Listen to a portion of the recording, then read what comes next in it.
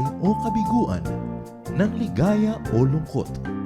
Kaya marapat lamang na tanggapin si Jesus bilang tagapagligtas at Panginoon. At matapos yun ay panariwain ang katapatan at paglapit sa Kanya bawat araw o day by day. Ang day by day ay naglalayong umalalay sa pang-araw-araw na pamumuhay. Narito po si Kuya Ed Lapis sa mensaheng pinamagatang Principle of Prosperity.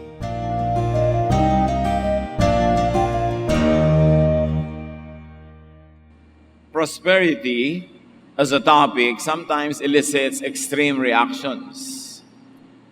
Bilang usapin, bilang topic ng mga mensahe, minsan dalawang magkasalungat na reaksyon ng mga tao sa prosperity o sa kasaganaan, kariwasaan.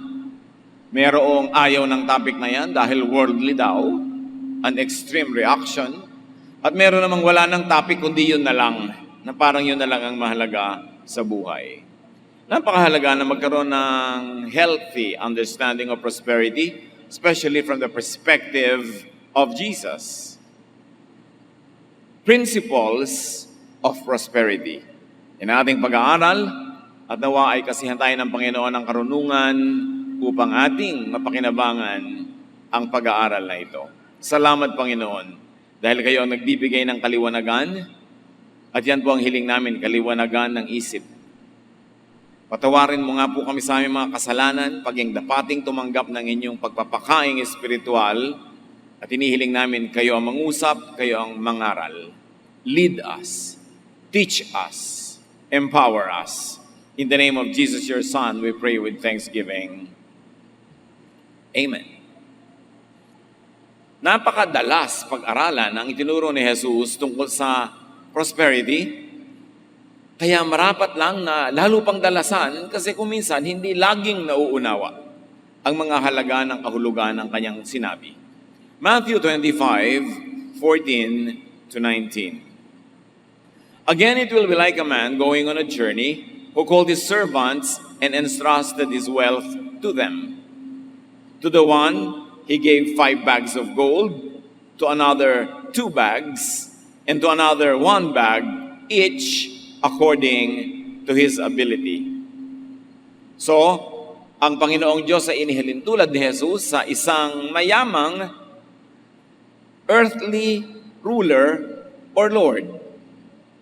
At siya ay maglalakbay, pupunta sa malayo, tinawag niya ang kanyang 3 katiwala at binigyan niya ng kayamanan. Sa isa, binigyan niya ng 5 supot ng ginto, yung isa, 2 supot, at yung isa, 1 supot lang. At nilinaw dito ni Jesus, ayon sa kakayanan nila na humawak ng kayamanan.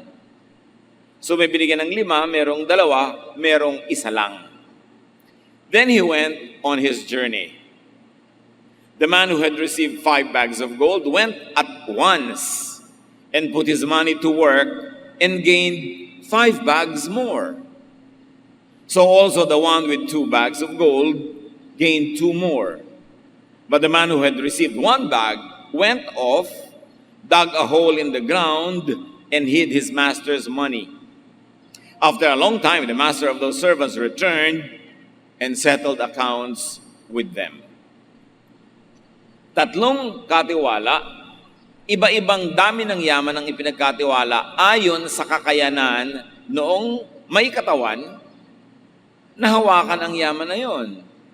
Yung isa binigyan ng 5 supot ng ginto, na sabi ni Jesus, agad-agad, hindi nagsayang ng sandali, namuhunan agad, nagnegosyo agad, at tumubo ng 5 pa uling supot ng ginto. Na doble niya ang ipinagkatiwala. Yun naman binigyan ng 2 supot, namuhunan, nagtubo ng 2 rin, na doble din ang ibinigay sa kanya. Pero yung isang lalaking 1 lang ang tinanggap, ay lumayo, naghukay sa lupa, ibinaundo ng ibinigay sa kanyang ginto, at pagkatapos nun, bumalik ang kanilang amo at nakipagtuusan sa kanila kung ano ang nangyari sa mga ipinagkatiwalang kayamanan. All bags of gold belong to the master. Bags of 5, 2, and 1 are entrusted to servants A, B, and C. And as we have seen, from 5 bags, person A made 5 more, 10 na double. From 2 bags, person B made 2 more, naging 4, doble pa rin. Pero yung 1 bag, person C made nothing more, nanatiling isa pa rin. Ang kasunod, accounting. Tuusan. Iba-iba ang binigay sa kanila na dami ng kayamanan. Ano-ano mga prinsipyo agad ang nakikita natin dito tungkol sa yaman, tungkol sa kayamanan? 1, God owns everything. People are only managers. Tayo tagapangasiwa lamang, ang tunay na may-ari ng lahat, ang Diyos. Genesis 1:28, God blessed them and said to them, "Be fruitful and increase in number. Fill the earth and subdue it. Rule over the fish in the sea and birds in the sky and over every living creature that moves on the ground." Actually, ito ang first commandment ng Diyos. Ganon, kayo yung magparami at mga siwa kayo ng lahat ng aking nilikha. Kayo ang mag-ingat sa kanila at tiyaking sila ay dumarami rin, napapabuti, namumunga, gumaganda ang kalagayan. Yun ang talagang tunay na first commandment. So kitang-kita natin dito ang karakter ng Diyos. Gusto niya, ang ibinibigay niya, pinararami. Ang ibinibigay niyang puhunan, pinagtutubo. Inaasahan niya na ang lahat ng kanyang ipinagkakatiwala ay aalagaan at pararamihin. Another principle is that God assigns capitals to everyone based on God's will and on the people's personal giftedness. Diyan fair ang Diyos. Fairness doesn't mean uniform treatment. Fairness means you are treated according to your ability. So, ang Panginoon ang nagpapasya kung ano ang ibibigay sa iyo na puhunan, kung magkano, gaano kalaki ang puhunang ibibigay sa iyo. At ito ay nakabase sa iyong kakayanan na magparami noon, mag-alaga noon, at kakayanan na mapuri ang Diyos sa pangangasiwa ng ibinibigay na puhunan. Matthew 25, 20-21 sa pagpapatuloy ng kwento. Ipinatawag sila ng kanilang Panginoon para magtuos. The man who had received 5 bags of gold brought the other 5. "Master," he said, "you entrusted me with 5 bags of gold. See, I have gained 5 more." His master replied, "Well done, good and faithful servant. You have been faithful with a few things. I will put you in charge of many things. Come and share your master's happiness." Buong galak na humarap yung unang pinagkatiwalaan. Sabi, binigyan niyo po ako ng 5 supot na puhunan na doble na po, eto 10 ibinibigay ko po sa inyo. At tuwang-tuwa ang kanyang Panginoon. Sinabi, napakatapat mo talaga. Ang husay-husay mo. Matapat ka sa konting bagay. At dahil sa katapatan mo sa konting bagay, dadagdagan ko ang ibibigay ko sa iyo kasi matapat ka. Hindi sayang ang ipinagkakatiwala sa iyo. Sabi ko, halika at saluhan mo ako sa aking kaligayahan. Because there was 5 for 5, 5 ang tubo ng 5, binigyan pa siya ng more things at hindi lang gold. May dagdag pa, other rewards, including happiness. What principle of prosperity emanates from that? That fruitfulness pleases God, is rewarded with honor and happiness, and given more capital for more fruitfulness. Basta ang pagpaparami ng ibinibigay ng Diyos ay matapat, malinis, makadiyos, ikinalulugod yun ng Diyos. Hindi yung dumadami ang kayamanan sa pagnanakaw, dumadami ang kayamanan sa corruption, dumadami ang kayamanan sa panglalamang ng kapwa. Hindi yon. Pero yung pagpaparami sa tunay na ipinagkatiwala, pagpaparami sa makadiyos na paraan, gustong-gusto yun ng Diyos. At talagang may mga mayayaman na dahil malinis at maganda ang kanilang pamamaraan, lalong pinayayaman ng Diyos. Habang nagpuputok ang butsi naman ng mga naiinggit, na hindi mo naman pwedeng pagkatiwalaan, tapos nagahangad pa na yumaman din. Pero sila, binibigyan ng gantimpala ng Diyos. Sa pagpapatuloy, tuwang-tuwa ang Diyos doon sa naunang nagsulit. Matthew 25:22-23. The man with 2 bags of gold also came. Master, he said, you entrusted me with 2 bags of gold. See, I have gained 2 more. His master replied, well done, good and faithful servant. You have been faithful with a few things. I will put you in charge of many things. Come and share your master's happiness.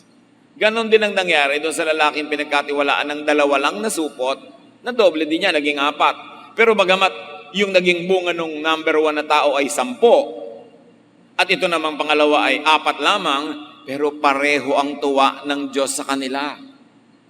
Bakit? Magkaiba naman kasi yung puhunan na ibinigay niya. Siyempre, magkaiba rin ang magiging tubo. Pero ang tiningnan dito ng Panginoon, pareho silang matapat, at kung ano man ang nabigay sa kanila na puhunan, pareho nilang nadoble.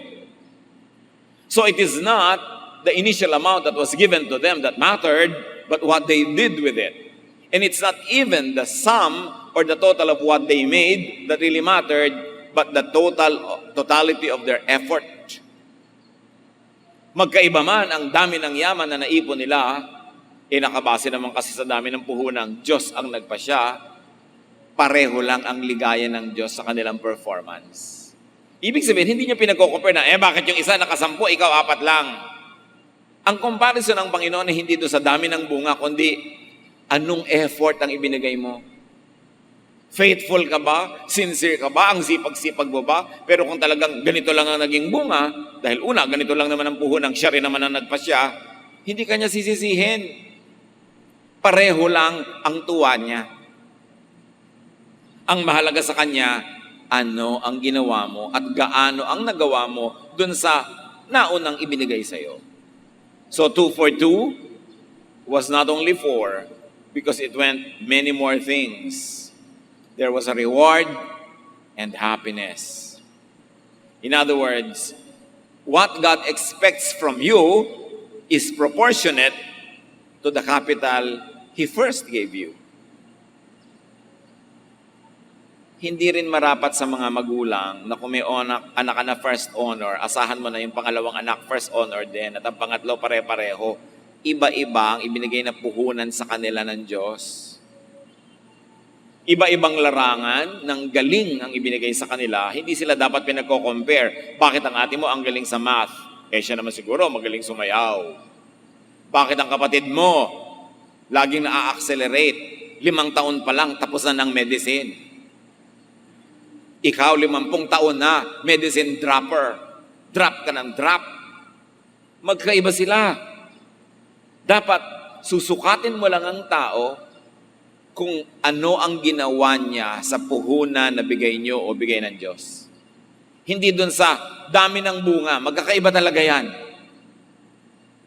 Naging matapat ang Diyos sa mga matapat sa Kanya.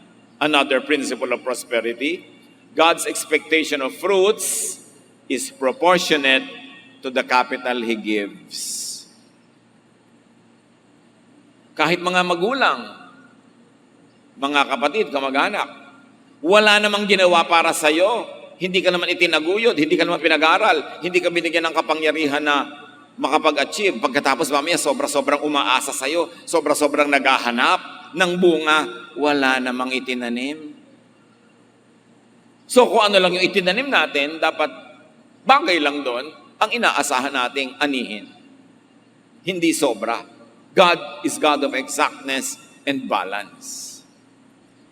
So, this God is pleased with 4 as He is with 10 bags of gold. The pleasure of God is not in the number of your fruit, but in the sincerity and greatness of your effort to be fruitful. At ina-appreciate niya yon. Kung meron tayong anak na talaga namang hindi gifted intellectually, tapos pumapasa lang siya, pasang-awa, great na yon. Basta ang effort niya, nakatodo, sincere, focused, ibig sabihin talagang yun lang ang pwede niyang magawa dahil yun lang naman ang talento niya. At huwag siyang lait-laitin, huwag siyang kawawain, at huwag siyang pilitin. Hanapin kung ano ang ibang larangan ng buhay niya, kung saan siya talented and gifted, at doon kayo maghanap ng bunga. Pero halaman man, dinidilig, pine-fertilize, inaalagaan, bago mo hanapan ng bunga. Matthew 25:24 to 25, sa pagpapatuloy. Then the man who had received 1 bag of gold came. Master, he said, I knew that you are a hard man, harvesting where you have not sown, and gathering where you have not scattered seed. So I was afraid, and went out and hid your gold in the ground. See, here is what belongs to you. Itong isa na lang nga ang natanggap, hindi pa niya pinarami. Ang dala niyang bunga, 0 for 1 bag of gold. There was no multiplication, there was not even an addition. Dinagdagan pa niya ng bitter criticism of the master. Kung saan niya inimbento, saan niya hinanap yung reklamo niya, hindi sinabi sa atin. Sabi niya, masungit po kayo, mahilig kayong umani sa hindi niyo naman tinanim. Natatakot ako, punong-puno ng takot ang buhay ko, kaya para sigurado, wala na lang akong ginawa, ibinaon ko na lang sa lupa itong gintong ito. O ayan, ibinabalik ko na sa inyo, inyo yan, inyong-inyo na. Sabi niya, here is your gold. This is what belongs to you. So yung pagsasabi lang niya, here is your gold, ibig sabihin wala siyang sense of ownership. Wala siyang sense of stewardship. Wala siyang utang na loob sa nagbigay sa kanya ng puhunan, hindi niya pinarami. So one principle of prosperity here, not all people choose and strive to be fruitful. May bibigyan ka ng kapital, wawaldasin imbes paramihin. O kaya katulad nitong taong to, hindi niya pinarami, ibinaon lang sa lupa. Bibigyan mo ng talent kumanta, hindi naman kumakanta para sa Panginoon, walang bunga, walang profit ang Panginoon. Bibigyan mo ng talent na kung ano-ano, magturo, ayaw man lang magturo sa church, ayaw man lang mag-lead ng Bible study. Bibigyan mo ng magandang bahay, na malaking bahay, may magagarahe pa, hindi man lang ipagamit sa Bible study. Hindi man lang gamitin for fellowship. Walang tubo sa kanya ang Panginoon, kahit anong ibigay.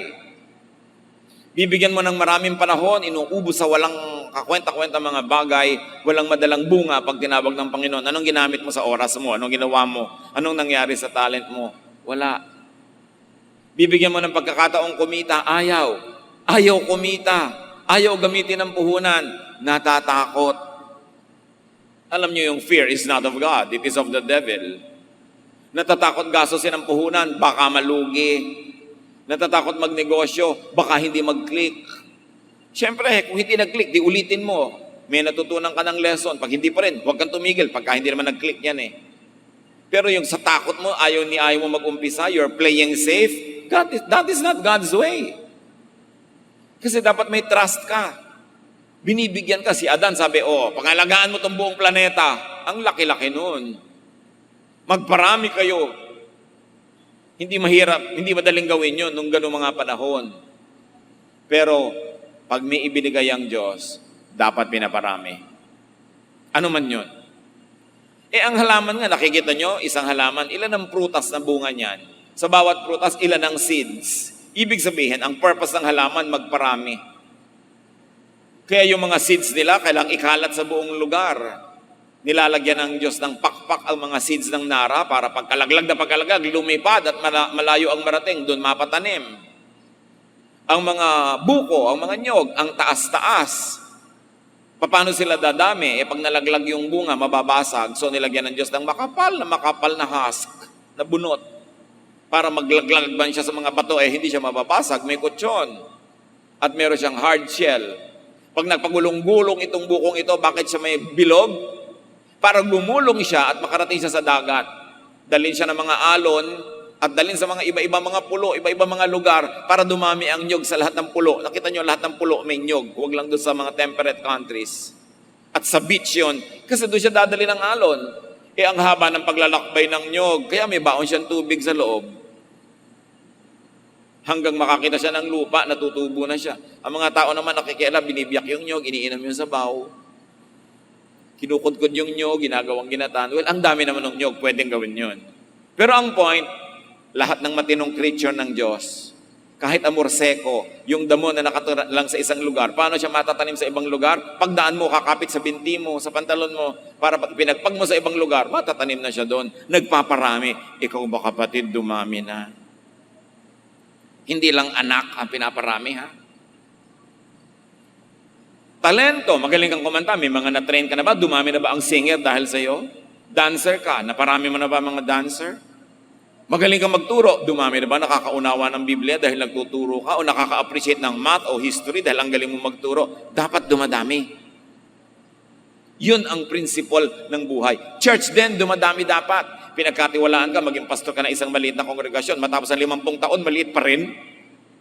O may konti na nga lang, naubos pa. Sa palagay mo, matutuwa sa iyo ang Diyos? Tapos maiinggit ka doon sa mga ibang pastor, malaki ang kongregasyon, nireregaluhan ng mga member ng kotse, ng mansion, ng pulo, ng continent. Tapos ikaw naman, hindi mo maparami, may gana ka pa mainggit. Lumagay sa lugar. Ecclesiastes 10:18, through laziness, the rafters sag. Because of idle hands, the house leaks. Pag tamad daw ang tao, sarili niyang bahay, tumutulo ang bubong. Lumulundo ang mga bubong niya at mga kapitan ng bubong dahil ni ayaw niyang ayusin. Pagka ikaw ay leader ng isang singing group, ng choir, napaparami mo ba o kumukonte? Dapat dumadami. Yun ang godly principle. Tama dapat ang ginagawa. So sabi niya, eto na, isinusoli ko na sa inyo. Baka mapagalitan niyo pa ako kung malugi. Mabuti na wala sisihan. Maraming tao ganon. Magkakapatid, tatanggap lahat ng mana sa magulang. Merong yayaman, merong maghihirap, merong mamaya, ang kinukuha na niya, yung mana ng iba, dahil ubos na yung kanya. Sa palagay nyo, naaawa ang Diyos sa mga ganon? Kung naaawa ang Diyos sa mga naghihirap dahil tamad, edi dapat umulan na ng pera sa bahay nila. Ibig sabihin, hindi. Dahil ano ang sagot ng Panginoon dito sa taong hindi tumubo, hindi kumita? Matthew 25:26, his master replied, "You wicked, lazy servant. So you knew that I harvest where I have not sown, and gather where I have not scattered seed? This fruitless servant is called wicked." Sabi niya, at may gana ka pang ako ang sisihin. At hindi ba maraming tao nagdarahop, Diyos ang sinisisi? Ang sinisisi iba, kapitbahay, magulang, yung stepmother, si Cinderella, ibon, palaka, lahat ng pwedeng sisihin, ang mga Hapon, ang mga Kastila, ang mga Amerikano, puwera lang sarili. Pag hindi ka mabunga, ikaw ang number 1 mo munang siyasatin, manalamin, at hindi kung sino-sino sisisihin mo. Dahil maraming taong tulad mo rin, nagsimula rin katulad mo, pero namunga, ba't ikaw hindi? So he's wicked, which means one who hates and dislikes profitable commerce. Hindi naman dinefine dito kung ano yung ibig sabihin ng wicked, pero yung konteksto tells us, this guy hates profitable commerce. Ayaw niya ng tumutubong pamumuhunan. At ang tawag sa kanya ng Diyos, wicked. Bakit wicked? yung binigay sa'yo, hindi mo pinarami. Di mangangailangan ka lagi. At sa pangangailangan mo, sinong aabalahin mo? Sinong hihingan mo ng hihingan? Hindi mo pina-asenso ang sarili mo, tapos papasan ka, papabigat ka sa iba. Kaya nang tawag niya, wicked. A wicked person, according to this story, is one who disagrees with the master's sense of commerce and industry, and one who complains and complains and complains. Ang mga, usually, yung mga walang bunga, yan ang mga reklamador. They are finding excuses for non-performance. Reklamo ng reklamo. Wala namang nagagawa. Sa bahay, yung laging naghahanap ng ulam na masarap, yun ang hindi naman nag-e-entrega. Yung laging gusto maginhawa ang buhay, yun yung mga tamad na walang ginagawa. And this is the usual sentiment of the non-working poor against the very smartly working rich. Sentiment din to nung those who work hard and get little from hard work versus those who work smart. Marami sa atin old enough to know that hard work is not enough to be comfortable in life. You have to work smart. Nagtitinda ka ng palamig sa isang kanto maghapon, kahit malulun mo lahat ang alikabok, kumapit sa katawan mo lahat ang usok ng sasakyan, hindi ka giginhawa sa tinda mong isang balding palamig. Ba't di mo sabayan, magtinda ka rin ng konting daing, ng konting kung ano. Kung yung katabi mong tindahan, may tindang lumpia, yung lumpia mo, dagdagan mo ng dinurog na mani. Dapat may value added ka sa ginagawa mo. Sa bawat oras na ginagawa mo, maximize the income. Huwag kang makontento sa konti. Tapos mo, I work hard. It's not enough. You have to work smart.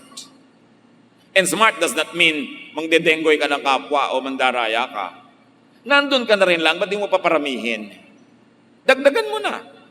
Ngayon na malinaw sa atin na ang Diyos gusto tayo nagtutubo. Hindi yung profiteering na nagsasamantala ka sa pangangailangan ng kapwa, pero ang gusto ng Diyos, bawat hirap may katumbas na tubo. Don't be embarrassed. Another principle of prosperity is God hates laziness and unfruitfulness. And God also dislikes lack of creativity in making money, in making a living, or in multiplying the fruits of your talents. Proverbs 24:33 to 34, a little sleep, a little slumber, a little unfolding of the hands to rest, and poverty will come on you like a thief, and scarcity like an armed man. So niya, sige, mga halukip-kip ka dyan, magpahinga ka, magpapetex-petex ka dyan, at makita mo, tulad ng pagpasok na magnanakaw sa bahay mo na hindi mo namamalayan, darating sa buhay mo ang kahirapan. Masasalat ka, aabutin mo ang kawalan dahil ito ang bunga ng katamaran ng pagpapabaya. At hindi ko mo masipag ay okay na. Dapat mo ring isipin, itong pinagsisipagan ko na to, worth it. Kung magtrabaho ba ako ng 50 taon dito sa sipag ko na to, may mangyayari sa akin o wala? At pag ang sagot ay wala, di dapat dagdagan mo ang creativity. Hindi lang gusto ng Diyos na mapagod ka. Ang gusto ng Diyos, mabunga ang iyong pagpapagod. Matthew 25:27. Sabi sa kanya ng amo, well then, ayaw mo palang mamuhunan, natatakot ka pala, you should have put my money on deposit with the bankers, so that when I returned, I would have received it back with interest. Sabi niya, kung hindi ka malang namuhunan, sana malang dineposit mo yung pera sa bangko. Kahit 1% per annum, kumita sana. Alam niyo naman sa bangko, napakalit ng interest pagka ikaw yung nag-deposit. Pero pag ikaw ang utang, malaki interest. Kaya nga magaganda yung building nila, di ba? Kasi talagang laging may interest. Ang pera mo, pinag-iinteresan. Bakit sila yumayaman? Kasi sila ang nag-i-invest ng pera mo. Yung pera mo, ilalagay mo sa bank, i-deposit mo, bibigyan ka ng 1, maybe up to 2.5% a year. Pero yung pera mo, pinamumuhanan nila, kumikita sila ng malaki, ipapahiram nila sa nangihiram, malaki yung charge sila na interest. At the end of 10 years, sa palagay nyo, sino talagang yayaman? Di ba sila? Alam nga naman kayo, Kaya dapat matalino ka. Hindi masama ang mga bangko, nakakatulong sila sa mga nangangailangan, nagbibigay sila advice, nakakapagpahiram sila sa namumuhunan. Pero ang nakikinabang sa perang idine-deposit mo, alam niyo kung sino? Yung namumuhunan na naglo-loan. Nakukuha nila yung pera nyo, mamumuhunan sila, sila yung yumayaman. Kayo, pagkuha nyo ng pera nyo, may konting 1 to 3% interest. Konti lang ang smart, kaya konti yung mayaman. Kaya kailangan nag-iisip ang tao. Anong gusto dito ng Diyos? God is interested in interest and in profit. Huwag kayong mahiya na kayo tumutubo sa negosyo. Natural. Meron naman mga kapatiran, pupunta sa tindahan ng isang kapatid. Hoy, kapatid, baka naman laki-laki ng kita mo dito, bigyan mo na akong discount. Natural kapatid, dito, ganito kataas ang pamamewang mo. Kaya ako naghahanap buhay para magtubo. Alangan namang naghahanap buhay ako para pagpunta mo dito, ibigay ko sa'yo. Kung na gusto ng mga tao, puro discount. Ayaw kang pakitain. Magkano kita mo dito? Gusto ng Diyos, kumikita yung namumuhunan, huwag kayo mahiya. Huwag lang naman, pagsasamantala na sa pangangailangan ng iba. Lagi may nagtatanong sa akin, may nangihiram po sa akin, charge ko ba na interest? Kung yung pera mo nasa bangko, kumita kahit konti, di dapat pag pinahiram mo, magkusa naman yung humiram na bigyan ka rin ng kita. Pinagbabawalan ng Diyos ang mga kapatiran na magsingil ng interes sa mga nangihiram na nagigipit. Pero kung hiniram yung pera mo para ipamuhunan, tapos tumubo siya, ibabalik sa'yo, the same pa rin after 3 years, immoral na yun. Dapat may kinita ka rin. Gusto ng Diyos may kita ang tao. Huwag kayong ma-embarrass. Another principle of prosperity, God wants even just small profit from small capital. So work to make profit. Huwag niyong nakawin ang profit ng kapwa niyo. Huwag yung nagtitinda, lagi niyong binabarat. Kaya nga siya nagtitinda para kumita. Ayaw niyo na siyang kumita. Ba't niyo lang saksakin? Patayin niyo na. Istrohin niyo ang dugo. Hindi ba kayo naawa sa mga nagtitinda sa kalye, tumpok-tumpok na kalamansi, tatawaran ko, gabi na, uuwi na to, naku, mabubulok na to bukas, ibibigay na nito kahit magkano. Immoral. Kaya sila nahihirapan magtinda para kumita. Ayaw niyong pakitain. Reward enterprise. Make people earn. Lalo pagkapatiran. Pagkapatiran ng may negosyo, tulungan niyo silang tumubo. Huwag kayong magnakaw ng tubo nila. Kasi hindi sila gaganahang magnegosyo. Napakahalaga yung ganong principle.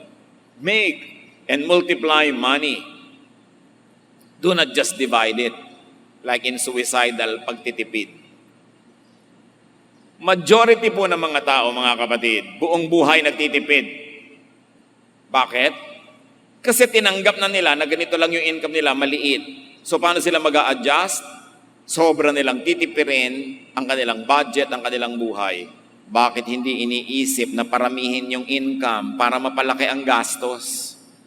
Bakit ang goal liitan ang gastos? Ang goal dapat paramihin ang income para mapalaki ang gastos. Kasi yun ang principle ng Diyos, lagi nagmumultiply. Kasi pag gumagastos ka, merong nagkakapera din. Pag yung pera mo, inipon mo lang, nando lang yung pera mo. Pero pag ginasta mo, bumili ka ng ganito, bumili ka ng ganon, nagkakahanap buhay sila.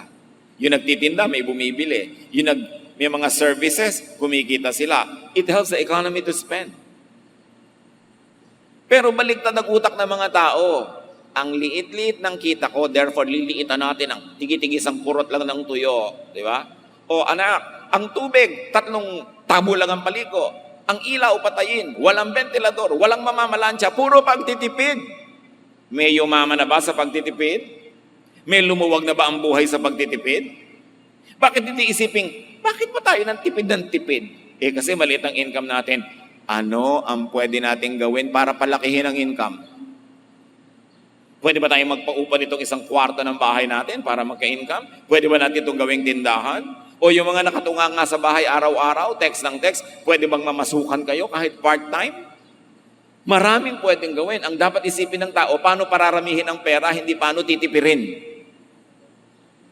Katitipid, mamamatay kang nangangalirang na parang pindang. Pati ataulbo, styrofoam. Ipinanganak ka sa styrofoam, ililibing ka sa styrofoam, ang haba ng buhay, wala kang ginawa. Para improvein yan? Wala kang trabaho, asa ka na lang ng asa sa kapatid mo na may trabaho, asa ka ng asa sa ganito at ganon. Meron ka pa namang kamay, may paa ka pa, may pwede ka pang gawin. Huwag mong isipin kung paano manghihingi, paano mandidilihensya, paano magpapaawa. Isipin mo, paano ako kikita? Dahil meron kang pwedeng ibentang panahon, o labor, o talent, hindi pwedeng wala. Yun ang isang tao dito, biniglang lang, one, di ba? Kasi yun lang ang kaya niya, pero may ibinigay sa kanya, hindi zero. Manalamin tayo at sabihin natin, hindi ako zero. May ibinigay sa akin ng Diyos na puhunan, may talent, at hindi niya hinahanap na yung bigay niya sa akin na 1 ay maging 10, maging 2 man lang. Dapat matapat tayo. Lahat may gift. Maliban lang sobrang tanda, sobrang bata, o sobrang may sakit, dapat lahat ng tao kumikita. Kasi pag hindi ka kumikita, pabigat ka sa kumikita na dinadaganan mo at sinasakyan, sinasandalan, tinatapakan, inaasahan. Hindi ganon ang gusto ng Diyos. Dapat ang lahat ng tao, liban na lang nga may sakit, ay mabunga. At kung matanda na, naging mabuting magulang, naging mabuting lola, tama naman na humarvest na sila ng mga bigay at entrega at tulong ng kanilang mga pinalaki, minahali, naruga. Dapat lang. Kaya mahalaga, nagtatanim ka sa buhay all your life para meron namang harvest time. May such a thing as harvest time. But remember, only those who plant, harvest. So, ano ang sabi ng Diyos dun sa nangatwira, nagreklamo, hindi pinarami yung pera? Matthew 25, 28 to 30. Take the bag of gold from him and give it to the one who has 10 bags. For whoever has will be given more, and they will have an abundance. Whoever does not have, even what they have will be taken from them. And throw that worthless servant outside into the darkness, where there will be weeping and gnashing of teeth. Puro katakot. Hindi ka nagtitiwala sa akin. Marami kang reklamo. Hindi mo pinarami ang bigay ko sa iyo. Sabi niya, bawiin niyo sa taong ito, sa masamang taong ito, yung kaisa-isang supot na ginto na ipinagkatiwala sa kanya. Saan po namin dadalhin? Ibigay niyo doon sa meron ng 10. Nakita niyo? Kaya yung mayaman lalo. Kasali ang Diyos sa desisyon na yon. Sabi niya, mabunga to. Ang puhunan niya, napaparami niya. Ba't ko ibibigay sa itong konti? Kawawa naman po ako, ang konti-konti na nga, ang hirap-hirap ko. Lumabas ka doon, mangisay ka sa labas, doon ka bagay. Hindi ako naaawa sa mga mahihirap na tamad. Hindi ako naaawa sa mga mahihirap na walang ginagawa, kundi magreklamo, dumaing, magpaawa. Doon ka, kasama ng mga talagang ang mga ngipin ay pinagngangangat na sila dahil sobra silang nahihirapan sa buhay. Awa ba yung Diyos dito? No. Huwag niyong akalain na dahil lang mahirap ka, kawawa ka, entitled ka na sa pagpapala. Lalong pinagpapala, yung pinagpala na dahil marunong silang humawak noon. And this is Jesus speaking. We are not anti-poor or pro-rich. We are only preaching what Jesus said. Huwag kayong naiinggit doon sa mga yumayaman. Isipin nyo, anong ginawa nila? Bakit nagkaganon? At kung masama ang ginawa nila sa pagyaman, may araw din sila. Mabibisto din yan. At kung hindi siya mabuko ng mga tao, wala bang Diyos? Kita nyo, dumating yung Diyos for accounting. Lahat magsusulit. Anong ibinigay sa'yo? Anong ginawa mo sa ibinigay sa'yo? At huwag mong asahang kaaawaan ka. Huhubaran ka pa ng kaunting meron ka na nga dahil hindi ka dapat bigyan. Saan man yan? Sa hanap buhay, sa ministry, sa professional work, sa artistic work. Laging ganun ang principle. If you don't deserve it, it will be taken from you. So another principle here is the wise, godly rich gets richer. Mayaman na, yumaman pa, marunong kasi. Another principle, the wise, mildly rich gets mildly richer. Nakita nyo agad yung tatlong uri ng economic strata? Merong super rich, may middle class, at merong group 10. The foolish poor gets poorer. From the mouth of Jesus. Not from the mouth of some selfish capitalist or elitist theorist. It is the teaching of Jesus. Bakit ito tinuturo? Para yung nahigit na nakakaraming tao na nakalubog sa kahirapan, magising. Hindi awa ang kailangan ng mahirap para bumangon at umahon. Ang kailangan niya, tingnan ang sarili niya kung ano ibinigay sa kanya ng Diyos, maging matapat siya sa paglinang, sa pagbungkal, sa pagpaparami nun, at siya ay gagantimpalaan din ng Diyos. Dapat ang hinihingi natin sa tao, respeto, hindi awa. Ang hinihingi natin is a reward for our good work, not charity. Kasi pag ganun ang ating point of view, hindi tayo maaahon sa buhay. And it is never too late to change one's mind. Don't retire too early. Habang may lakas ka pa, magre-retire ka man sa professional work mo, humanap ka pa ng ibang mapagkakakitaan. Hindi ka pwedeng mabuhay na lang sa pension. Madaling maubos yan. At pagka pensyonada ka, ang dami-dami mong apong laging nagmamano sa'yo. Pati mga anak mo na walang hanap buhay, yung pension mo ang laging tinuto, uy, dumating na siguro ang pension ni Mami. Mami, I love you. I love me, I love my bulsa. Maraming pumapapak ng pension. Huwag niyong asahan, liba nilang sobrang laki. Kailangan patuloy na profitable ang tao. Habang kumakain ka pa, dapat naghahanap buhay ka pa, pagkaya. Dahil everyday you consume, you have to produce. It is important. Marami, may gift naman talaga. At hindi marapat, hindi deserving na maghirap. Hindi lang naiintindihan ang principle ni Jesus. That God rewards good and profitable work. Charity is only for the very old, very young, or very sick. Or those who are temporarily disabled by whatever situation, but it should not be prolonged. Pag ang pinagkatiwala sa'yo, hindi mo pinarami, babawiin, kahit ano pa yon. Katulad ng isang asawa, nagsimulang may pag-ibig sa'yo, pero hindi mo na parami, naubos mo pa, mawawalan ka talaga ng asawa. Kahit asawa, binabawi ng kalikasan mula sa'yo pag hindi ka marunong mag-alaga. Kahit ano, dapat inaalagaan.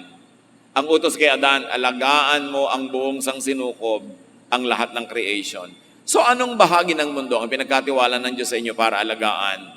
May pagtutuos, may gantimpala, at may parusa sang-ayon sa ating performance. Proverbs 15:6, good people become wealthy. The New International Version says it this way, the house of the righteous contains great treasure. Ang mga bahay daw ng mga matuwid, maraming kayamanan sa loob. Natutuwa ang Diyos sa mga matuwid na masipag. Lagi niyang binibigyan ng blessing. Yun naman sobrang wais, sobrang nanglalamang, sobrang gustong makatipid, laging nagtitipid. Laging nakabudget. Kahit malaki ang kinikita, binabawi din sa kanya ng kalikasan dahil hindi naman siya marunong magbigay sa mga participants ng buhay niya. Kung may empleyado siya, ang liit-liit niya magpasweldo kahit kaya naman niyang malaki. Pag may binibigyan siya, ang konti-konti. Pag may nagtitinda sa kanya, binabarat niya ng todo-todo. Babawian siya ng Diyos, bibigyan siya ng maraming expenses. Why? Hindi bagay sa kanya magkaroon ng maraming pera kasi hindi siya mabait. Kaya kahit ang laki ng kinikita mo, pag sobra kang sakim, ganid, mawawala at mawawala rin. Makakaimbento at makakaimbento ang sangsinukob ng rason, ng dahilan para ka magkagastos. Ang ending mo, wala ka pa rin, kawawa ka pa rin, akala mo nakaisa ka. Godly people should not be embarrassed by prosperity. And those that don't have should not be envious. It is heaven who decides who will be rewarded. Godly people should be prosperous. So use and multiply your God-given capital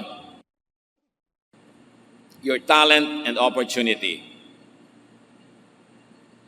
not someone else's.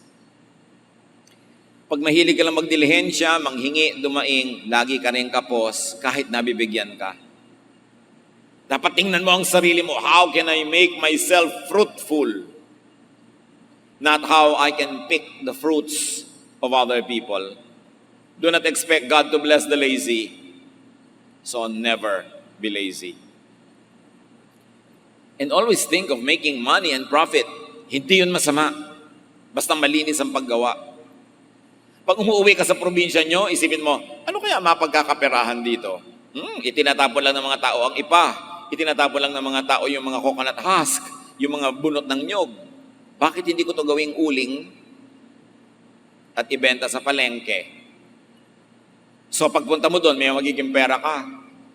Kahit saan ka pupunta ako sa ganung probinsya, ano kaya ang wala doon na meron dito sa lugar ko? Bibili ako ng marami, ititinda ko doon pagdating ko. At least yung pamasahe ko, mabawi ko man lang. Kailangan nag-iisip ang tao, always how to make money. Bakit? Maraming pinagkakagastusan. Of course, your only other choice is to kill yourself sa katitipid. But is that the life you want? God wants you prosperous. Jesus says in John 10:10, I came that you might have life and have it abundantly. At hindi lang spiritual life yon, you begin with material life. Ano kaya ang mapaparami na meron na kayo? Huwag niyong pangahasang isiping wala. Kasi hindi nagkamali ang Diyos sa paglikha sa inyo, may ibinigay. Ang point, kinikilala ba natin? Binubungkal at nililinang ba natin? O umaasa na lang tayo sa iba? Panginoon naming Diyos, turuan niyo kami. Ayaw niyong maging mahirap kami. Ayaw niyo kaming kapos at kulang. Turuan niyo kami how to be fruitful and productive. Na yes, magtipid ng tama, pero more than pagtitipid, turuan niyo kami to be fruitful para hindi kailangan magtipid. Teach us. Pagbulay-bulayan natin mga kapatid ang kahulugan ng mensaheng ito sa ating mga buhay at sa buhay ng mga taong nakapaligid sa atin. Lord, sa katahimikan ng iyong mga anak, kayo ang tumapos ng mensahe. Bigyan niyo kami ng mga malilinaw na hakbang na pwedeng gawin para sa aming mga sarili at sa mga tao na kapaligid sa amin so that we will enjoy the prosperous life that you want for every one of us.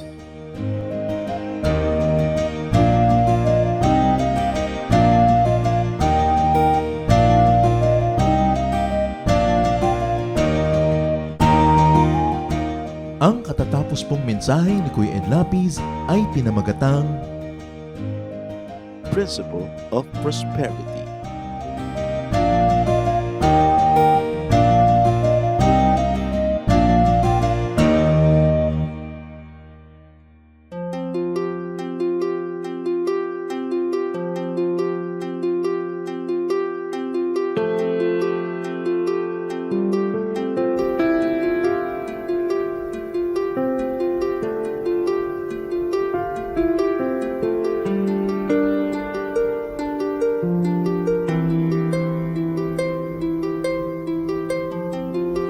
Panginoon, ang sabi niyo sa akin, lumapit lang sa inyo. Ibig ko'y diringgin, pasanin ay aalisin. Lahat ng kabigatan ng isip at katawan, ilalagak ko na sa inyong kanlungan. Nais kong madama haplos ng iyong kamay, paghako sa damdamin, sinisiklot ng buhay. Nais kong madama init ng iyong yakap,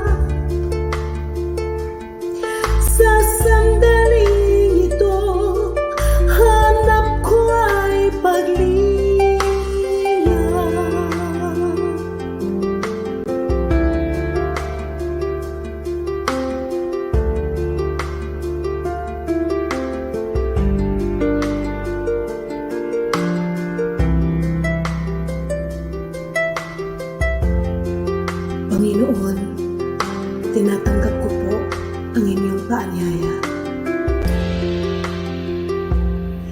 Dito sa piling nyo, nais kong magpahinga. Ang pagod kong puso naghahanap ng ligaya. Lapatan ng lunas, bigyan ng pag-asa. Nais kong madama, haplos ng iyong kamay. Paghakot sa damdamin, sinisiklot ng buhay. Nais kong madama, init ng iyong yakap. Sa sandaling ito, hanap ko ay paglinga.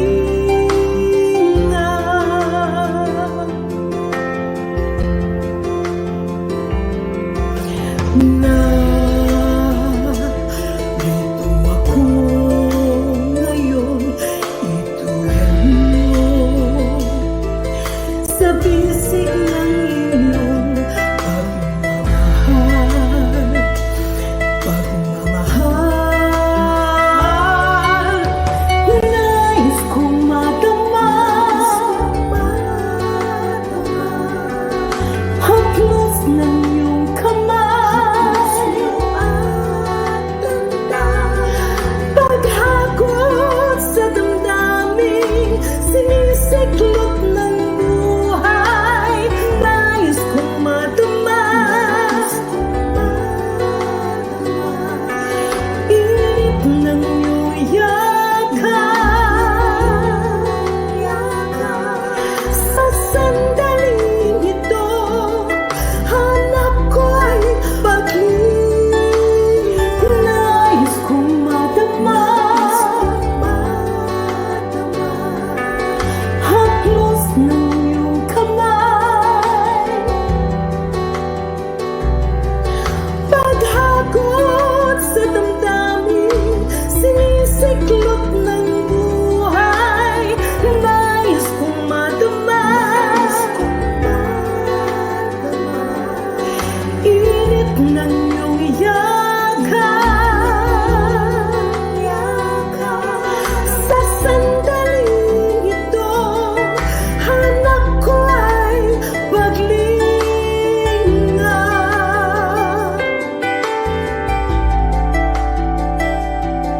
Sa sandaling ito, hanap ko ay paglinga.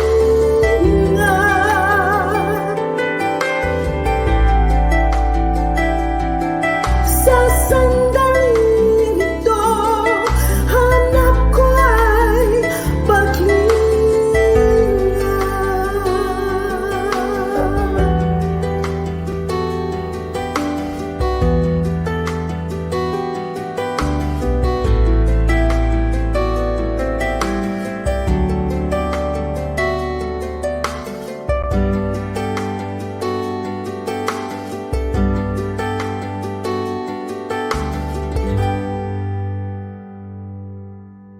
Napakarami pong kayamanan ng ating bayan at kuminsan hindi naman karapat-dapat na magkaroon tayo ng napakaliit na pagtingin sa ating sarili.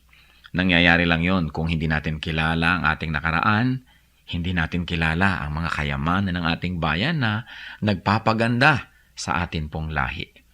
Kaya naman dapat natin kilalanin ang nakaraan, ang kasaysayan, at ang mayayamang mga pamana sa atin ng ating mga ninuno. Ang mga hiyas po ng ating lahi, ang mga kayamanan ng ating bayan ay binubuo ng maraming bagay. At isa na rito ang musika. Ang musika ay salita daw ng kaluluwa. Ang musika ay napakabisang paraan upang ipahayag ang ating damdamin, ang ating mga pangarap at ang ating mga pagpapahalaga. Sa Pilipinas po, ang musika ay paraan ng pagpapahayag ng mga espiritual na bagay. Ang mga Pilipino kapag gumagawa ng musika kadalasan ay upang sumamba. Kaya tayong mga Pilipinong Kristiyano ay dapat lamang na mag-aral ng mga tugtog ng ating bayan at gamitin naman natin ito sa pagsamba sa Panginoong Hesus. Dapat nang bawiin ang musika ng Pilipinas mula sa kung ano-anong mga paggamit na hindi ayon sa kalooban ng Panginoon. At ito naman ay dapat ialay sa paanan ni Jesus upang lalong makadagdag sa marami, makulay at magagandang paraan ng pagpapahayag natin ng ating pananampalataya. Ang musika ng bayan, hiyas ng lahi, hiyas ng bayan. Narito at ating pakinggan ang Mambayo, mga tunog ng pagbabayo ng palay na may kasamang mga awit mula sa mga kalinga.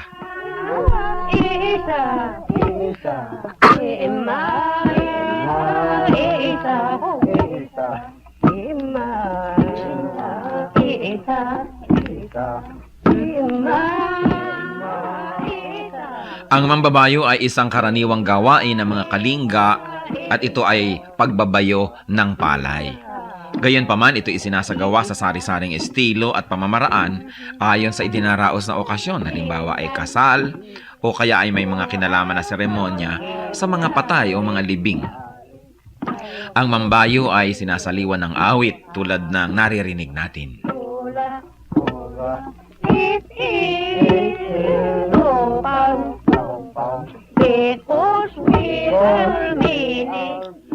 Ang sinasaliwan ng awit na pagbabayo ng palay ay ginagampanan ng 8 kababaihan at sinasagot naman ng mga kalalakihan. Paulit-paulit at mauulit na maririnig ang ritmikal na pag-awit ng mga salitang ima, isa o insa.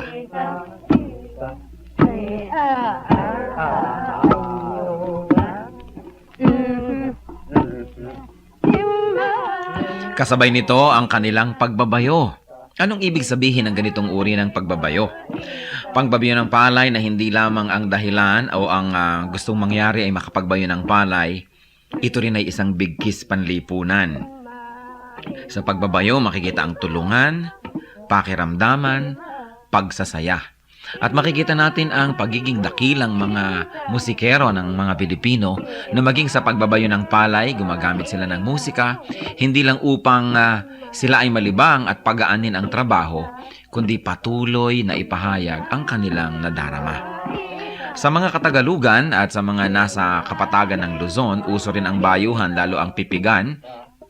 At kadalasan, yung halo na ipinangbabayo ng pinipig, inuukit pa ang loob nun at nilalagyan ng parang bolang kahoy sa loob na habang nagbabayo, kakalog-kalog naman ang bolang ito at gumagawa na naman ng isang ritmo.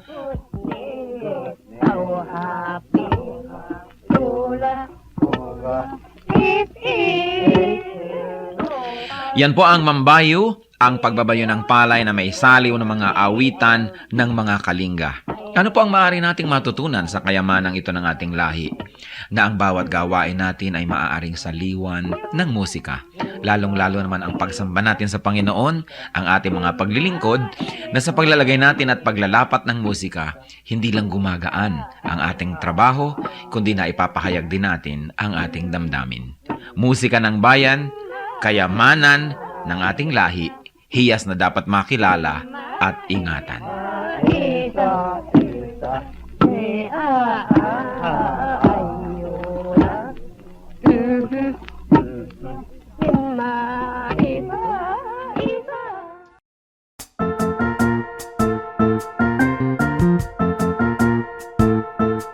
Oras na po para pansamantalang magpaalam ang programang Day by Day.